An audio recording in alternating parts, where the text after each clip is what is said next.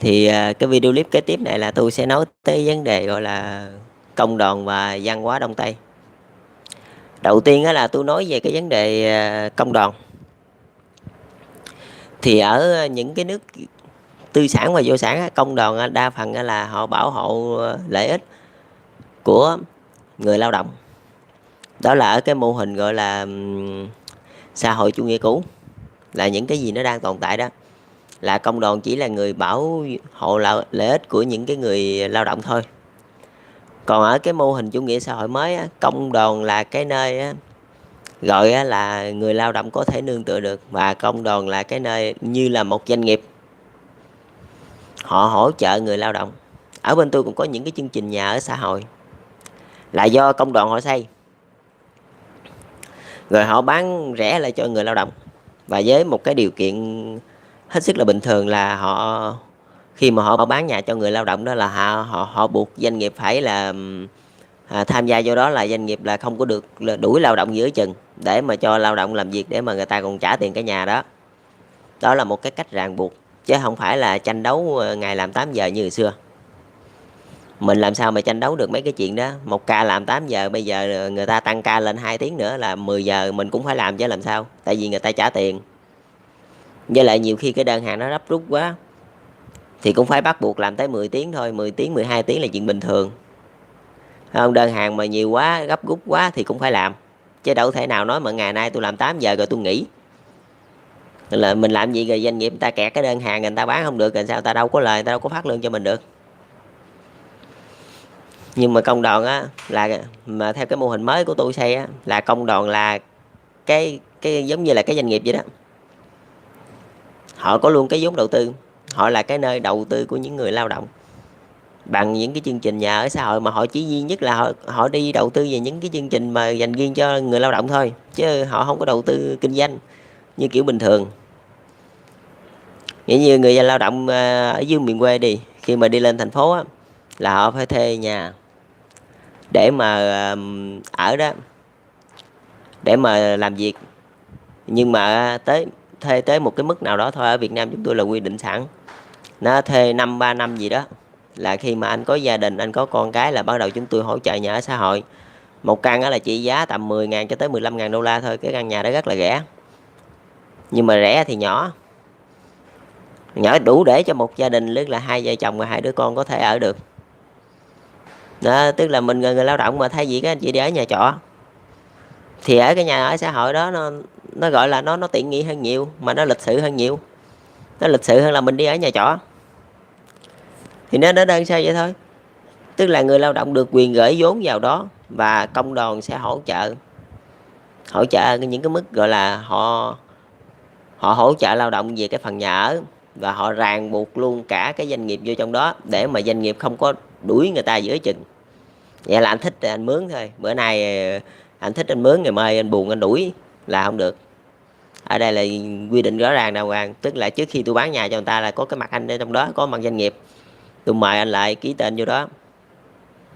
Tức là anh phải bảo hộ công ăn việc làm của người ta trong bao nhiêu năm đó, để người ta làm, người ta trả tiền cái nhà này tôi mới bán cho người ta, phải không? Mà tôi hỗ trợ an cư cho lao động của anh, tôi thắt chặt giữa lao động và doanh nghiệp, thì doanh nghiệp còn lo cái gì nữa.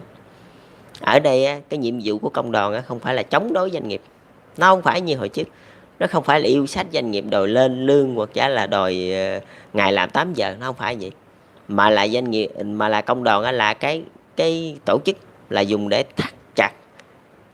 thắt chặt một cái mối liên hệ giữa người lao động và doanh nghiệp, bằng cái chương trình nhà ở xã hội đó, là thắt chặt bằng những cái dự án gọi là tiền tiết kiệm. Thì khi xây nhà ở xã hội, nó là một cái mô hình bất động sản, thì các anh chị được quyền gửi tiền vào đó. Đặc biệt là những người lao động, mà cái đó chỉ dành riêng cho những người lao động thôi, chứ không có dành đại trà.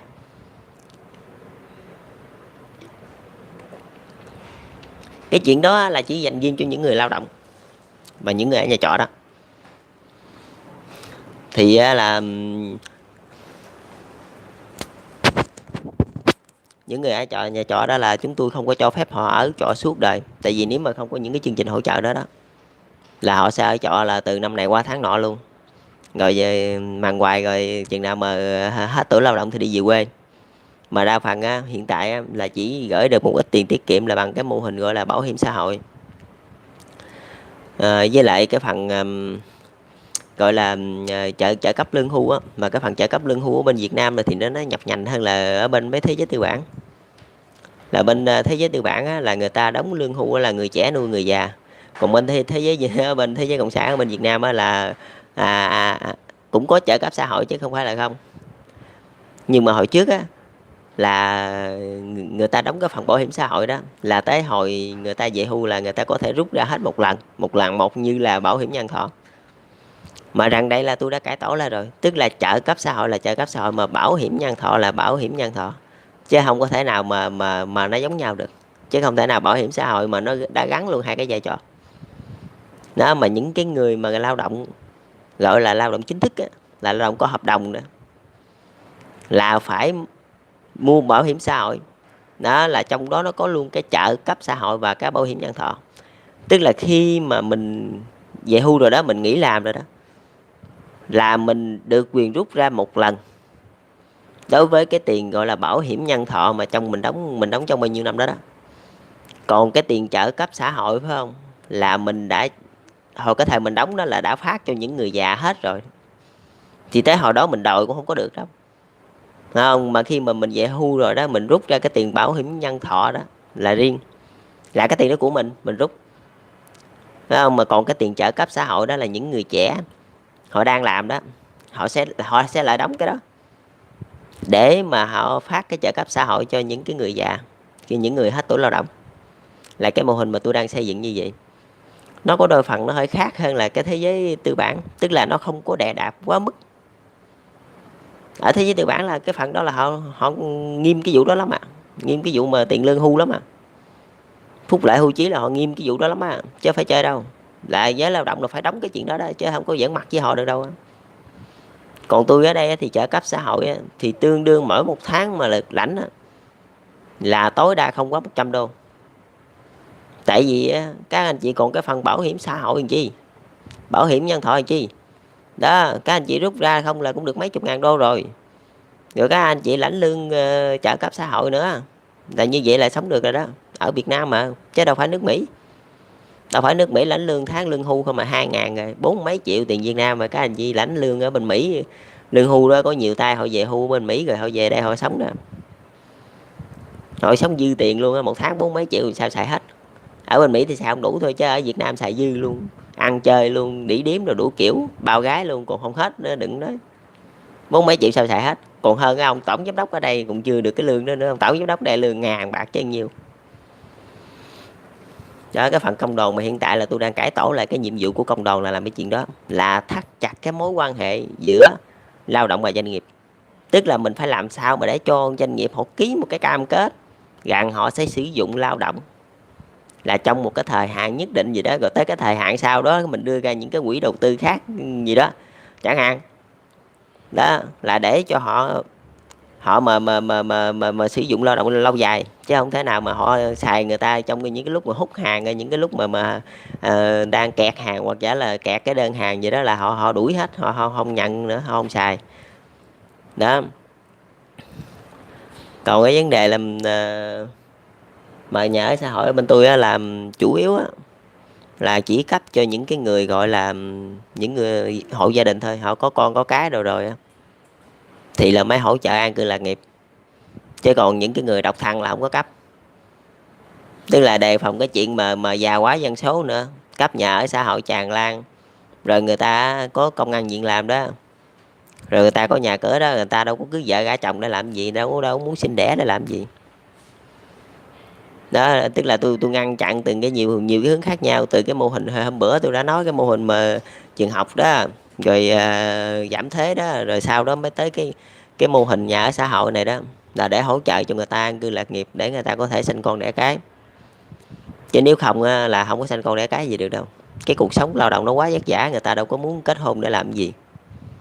Và cái nhiệm vụ đó là cái nhiệm vụ của công đoàn. Công đoàn phải làm cái nhiệm vụ đó. Mà công đoàn bao nhiêu năm qua là chỉ để đấu tranh với những người tư bản thôi, chỉ để chống lại cái lợi ích của những người tư bản thôi. Chứ công đoàn không có làm nhiệm vụ gì chứ, không có giúp ích được cái gì cho cái người lao động hết trơn, chỉ chống lại người tư bản. Tức là dạng như giờ lương tháng 100 đô đi, thì công đoàn có nhiệm vụ chống đối với người tư bản đòi lên 150 đô, và cũng chả biết là cái người tư bản đó, cái người chủ doanh nghiệp đó họ ăn sống canh sao được, họ lên lương rồi họ lời lỗ sao, không cần quan tâm mấy chuyện đó, tức là không có dung hòa lợi ích của những người doanh nghiệp. Thì làm sao mà công đoàn có thể mà gọi là có uy tín được, là công đoàn đứng chính giữa giữa người lao động và doanh nghiệp, mà công đoàn không có miếng tiếng nói chứ, công đoàn không có nói chuyện được, không có làm gì được hết trơn, tại vì công đoàn đó chống đối lại cái lợi ích của những người tư sản. Thì làm sao mà công đoàn nói chuyện với những người tư sản họ nghe được, mà trong khi họ đang cầm tiền.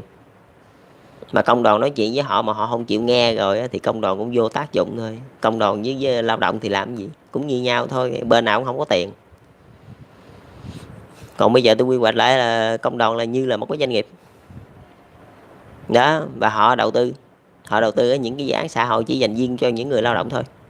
Thậm chí họ nhận gửi tiền như ngân hàng vậy đó, nhận gửi tiền của những người lao động, những người lao động gửi tiền vô đó mua bảo hiểm nhân thọ ở trong đó đó, rồi họ lấy cái tiền đó họ đi đầu tư những cái nhà ở xã hội. Thậm chí chủ doanh nghiệp họ cũng thể đầu tư luôn, tức là mình tiến hành an cư lạc nghiệp cho những cái người lao động, để họ không có chạy đôn chạy đáo từ doanh nghiệp này chạy qua doanh nghiệp kia. Rồi từ cái đó mình mới lại mình nói chuyện với cái phe doanh nghiệp, tức là các anh chị phải dùng lao động lâu dài, tại vì tôi đã bán nhà cho người ta rồi, bán nhà cho lao động của các anh chị rồi, mà nếu mà các anh chị đuổi họ dọc đường là họ không có tiền trả, lúc đó tôi siết cái nhà là họ ở ngoài sân đó. Thì cái mình lo cho lao động của mình, tức là mình phải đầu tư, mình phải thuyết phục người ta, chứ không phải là mình chống đối người ta. Không, công đoàn là cái nhiệm vụ công đoàn nó nằm cái chân chỗ đó đó, chứ không phải là đi lễ đó rồi đâm đơn thưa mấy tay doanh nghiệp, phải không, tổ chức biểu tình đình công để mà đòi lợi ích. Không phải, cái vấn đề không phải là đòi lợi ích, không phải là đòi lợi ích từ những cái người doanh nghiệp, mà là phải tạo điều kiện thuận lợi cho hai bên, thấy không, thắt chặt cọng dây đó, họ đừng có đuổi dọc đường là được. Thấy không, công đoàn phải có tiếng nói mới được, công đoàn là phải là người trung lập và phải hết sức là dung hòa lợi ích hai bên thì mới nói chuyện được, chứ công đoàn chỉ chống đối doanh nghiệp để mà đòi lợi ích cho cái giới vô sản, công đoàn không có tồn tại được đâu. Thấy không, là công đoàn làm phải tạo điều kiện an cư lạc nghiệp cho những người lao động đó, rồi phải ràng buộc những cái doanh nghiệp là họ phải ký cái hợp đồng đó sử dụng lao động lâu dài, là trong 10 năm 20 năm đó là anh không được đuổi dọc đường, là để cho họ còn góp cái tiền nhà nữa. Vậy họ mới mua nhà của tôi cái sọt ra, bây giờ mà các anh đuổi đi dọc đường là tôi cắn lưỡi luôn á, phải không? Mà chưa kể nữa, tôi an cư lạc nghiệp cho những cái người lao động của doanh nghiệp đó, là họ rất là hoan nghênh cái chuyện đó luôn, tại vì lao động của họ sẽ không có chạy đôn chạy đáo, không có nhảy chỗ này qua chỗ kia đó, mà lao động của họ cũng không có đòi lên lương nữa, tại vì là cái công ăn chuyện làm của họ quá ổn định, nhà cửa có rồi, tức là chỉ bao nhiêu đó thôi là họ có thể xây chuyện được.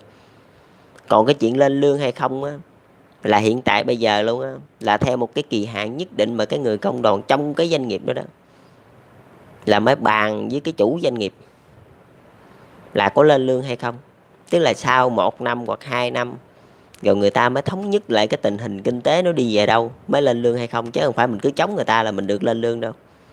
Mà thậm chí mình lên lương mà doanh nghiệp nó phá sản rồi mình cũng đi xuống sông luôn, rồi cả đám nhảy xuống sông luôn. Mình phải căn vô cái tình hình kinh tế, mình là người vô sản rồi mình mới nói chuyện, phải dung hòa được lợi ích với người ta mình mới nói chuyện được. Thế công đoàn bao nhiêu năm qua thì tôi thấy là công đoàn không có mạnh là dở ở cái chỗ đó, là họ ngã quá nhiều vào giới vô sản rồi. Họ chưa bao giờ đứng vào vị trí của một người tư bản để họ nói chuyện, đứng vào vị trí của một người chủ doanh nghiệp để mà họ nói chuyện. Và bây giờ tôi đang kéo về cái công đoàn đi ra, tức là họ là đứng chính giữa, họ nắm tay, một bên là nắm tay với vô sản, còn một bên là nắm tay với chủ doanh nghiệp để mà làm nên cái chuyện đó. Và đầu tiên là chúng ta an cư lạc nghiệp cho những cái người lao động, những người lao động của cái doanh nghiệp đó đó. Rồi sau đó chúng ta tổ chức tới cái chuyện học hành của con cái người ta, nó rất là nhiều dịch vụ đó.